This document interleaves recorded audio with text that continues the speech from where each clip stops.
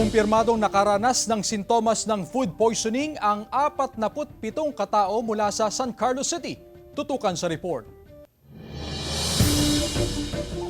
Nagsagawa ng investigasyon ang San Carlos City Health Office sa mga nabiktima ng seafood poisoning sa Sitio Ligaya, Barangay Bacnar, San Carlos City, Pangasinan. Lumalabas sa investigasyon ng CHO na 47 katao ang nakaranas ng sintomas ng food poisoning. 13 katao ang sinugod sa pagamutan dahil sa pananakit ng tiyan, pagsusuka at pagdurumi. Pero gumaganda na umano ang kanilang kondisyon ayon sa CHO. Food poisoning talaga dahil yung percentage niya is out of 50, 47 po yung naging yung affected.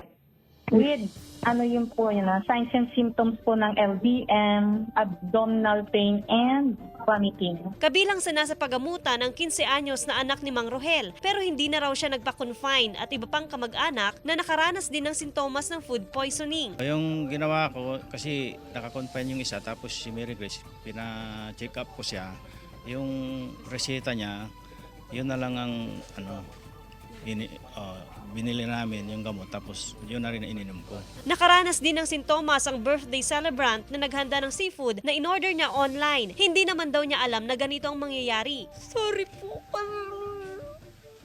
hindi ko po sinasadya. Alam ko naman di po kasalanan yun.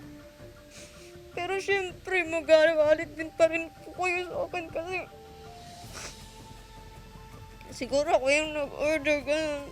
Sana gumaling na tayong lahat. Sa ngayon, nakikipag-ugnayan ng City Health Office sa Rural Health Unit ng Mapandan kung saan in-order ang seafood. Magkakaroon po rin po sila ng sariling investigation. Mismo pong establishment po kung saan po sila kumuha ng pagkain. Nakausap ng GMA News Team ang online seller pero tumanggi na siyang i-record ang usapan. Pero nagbigay na umano sila ng tulong pinansyal sa mga nabiktima ng food poisoning. Joan Punsoy, One North, Central Luzon.